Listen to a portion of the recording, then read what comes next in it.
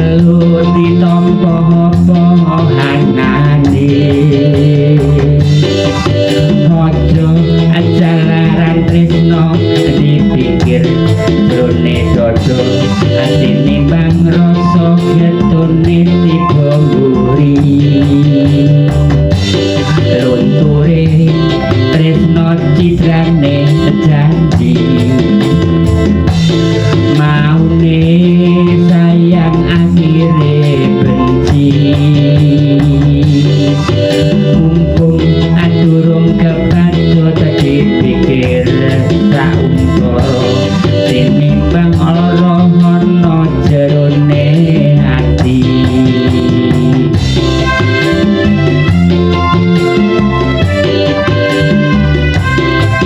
Aku ora pengen tresno legine tebu barang ilang rasa saka banjur dibuang. Aku ora pengen tresno manis lambe mumpung durung kepacut dipikir sakdurunge.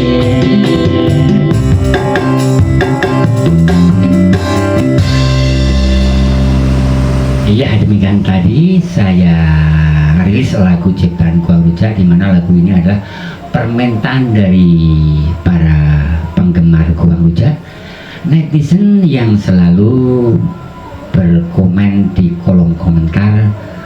Dia ingin menciptakan, saya disuruh menciptakan suatu karya untuk Mbak Jessica dan Mas Jaki. Sebenarnya lagu ini bukan hanya untuk pasangan mereka saja ya. Lirik lagu yang saya tulis ini adalah umum sifatnya, dan lagu ini adalah dari naluri Gua Rujak sendiri, menganalisa dan melihat dari berbagai macam mereka yang selalu mengidolakan dari rumah tangga sakinah mawaddah warahmah. Ini tak cek, saya sambil ngecek ini siapa, ini mixer saya yang kemarin itu aku lali, dan ini kok roto atos itu tak benar no ini loh, tak benar no salonnya kendor, tapi dari mixer yang saya miliki ini tidak saya olah lagi sehingga suaranya kok atos kan, suaranya empuk dan enak ngebahas. Selamat Hari Raya Idul Kurban, semoga dalam keadaan sehat walafiat ya. Bagi mereka yang saat ini sedang melaksanakan haji di Mekah Madinah sana, semoga dalam keadaan sehat, dilindungi Allah Subhanahu wa Ta'ala, pulang menjadi haji yang makbrur. Biasanya kalau di sana tawaf, di sini ya tawaf apa ya, kalau nggak salah ya tawaf itu nanti do poso, jadinya haji melaksanakan tawaf di sana. Dari umat-umatnya yang tidak melaksanakan haji, mereka berpuasa yaitu poso apa sih, aku gak ngerti, aku mau poso pokoknya puasa sunnah kok. Aku juga tahu poso, kenapa gak tahu poso, nyambut gawe golek sandang pangan. Ya, nyambut gawe golek sandang pangan, jadinya juga kalau diniati ibadah, semua dari kegiatan orang muslim itu bisa dikategorikan ibadah kalau niatnya itu benar, dan niatnya benar ya tidak akan mendapatkan pahala ibadah. Demikian kami break sebentar lagu ini untuk mengambil dari nafas sang pencipta lagu. Saya ki rotok gede-gede piye. Terima kasih untuk Anda yang saat ini sedang hadir di kanal kami. Kami ulangi lagi lagu terbaru ciptaan Gua Rujak, permintaan dari pemirsa untuk membuat satu karya lagu untuk Mbak Jessica dan Mas Jaki. Selamat menikmati karya dari Gua Rujak.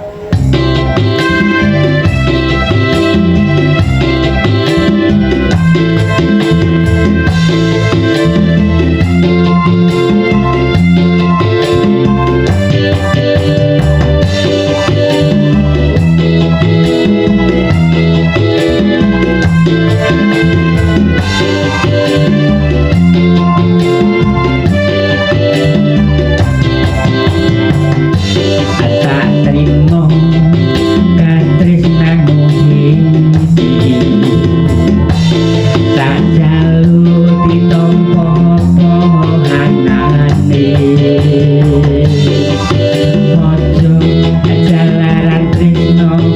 pikir jerone dodo tinimbang rasa getone tiba buri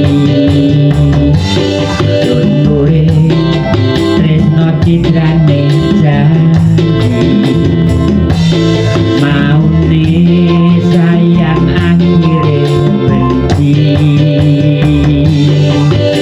mumpung durung kepacut dipikir sadurunge tinimbang lara ana jerone ati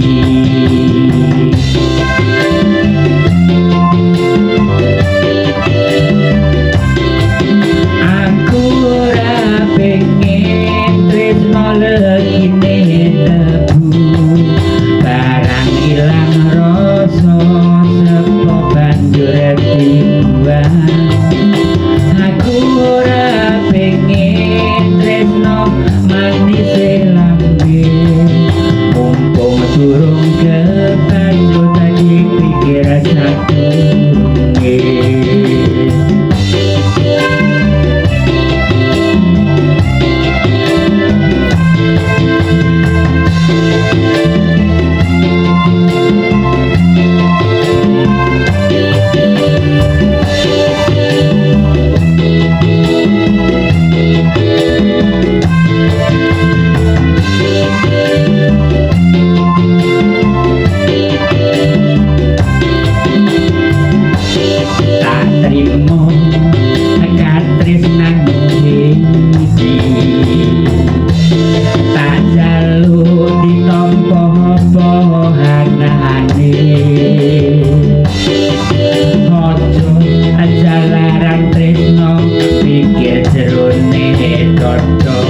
tinimbang rasa getone tiba buri lunture tresno citrane janji maune sayang akhire benci mumpung durung kepacut dipikir sadurunge tinimbang lara ana jerone ati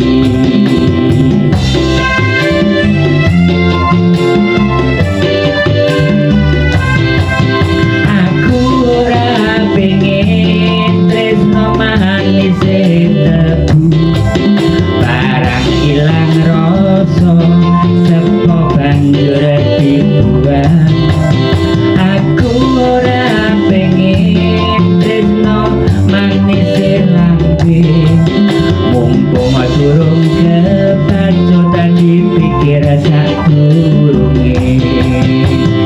Sekali lagi lagu terbaru ciptaan dari gua Ruja, selamat menikmati.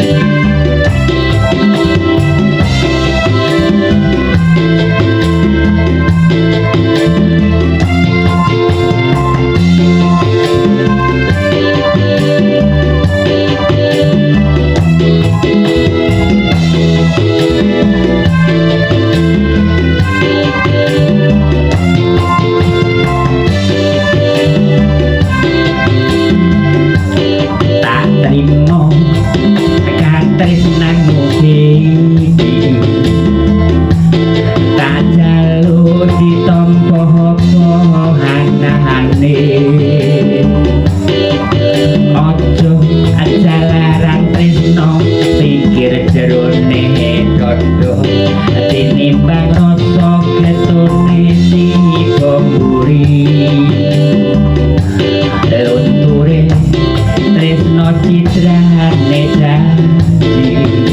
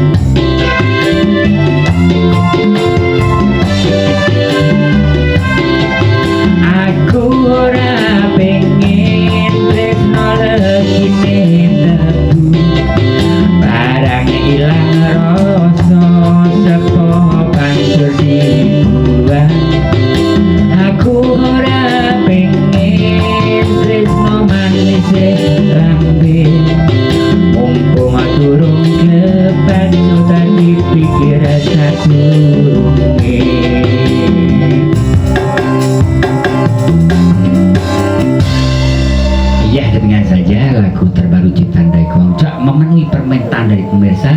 Assalamualaikum warahmatullahi wabarakatuh. Selamat menunaikan ibadah sholat Idul Adha esok pagi.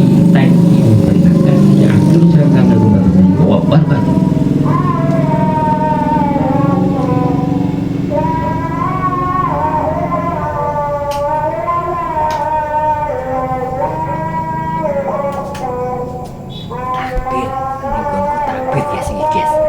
Oke, sekian dulu.